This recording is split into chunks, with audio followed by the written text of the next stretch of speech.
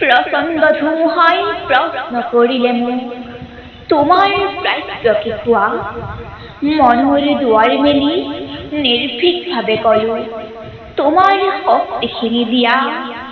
বৰ্জৰ গৰ্জনে বক্ষ উজাৰি কলে, তোমাৰ কাম্য কি কোৱা? মই কলো, বৰ্জ তোমাৰ শক্তিশালী উত্তাপ্ত কণ্ঠটি দিয়া। এদিন আকাশে কলে, জনৈক গীতিকাৰে অকণি আকাশ দেখোন মাগে। তুমি কিয় আজি বাৰু কম্পিত কণ্ঠেৰে মাগিছা সৰ্বাকাশ সত্তা? মই কলো, তুমি এইটো কৈছিলা ৰাতিপুৱা, যিমানেই বিৰাই দিবা সিমানেই মহান হবা। তাৰে নাম সঁচা উদাৰতা।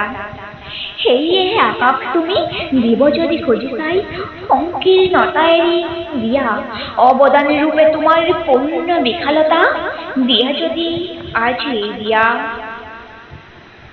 মহাকাশে দিলে মোক বিশাল দৃষ্টি আৰু ধুমুহাই প্ৰচণ্ড শক্তি। বৰ্জই দিলে মোক উদাত্ত কণ্ঠ আৰু দিলে সাহসৰ যুক্তি। বৰ্জৰ কণ্ঠেৰে ধুমুহাৰ শক্তিৰে গীত গাই ককাম দিগন্ত। দানৱৰ সমাজতো গাম মানৱৰে গীত, কলিজাৰ সঁচাবোৰ সত্য।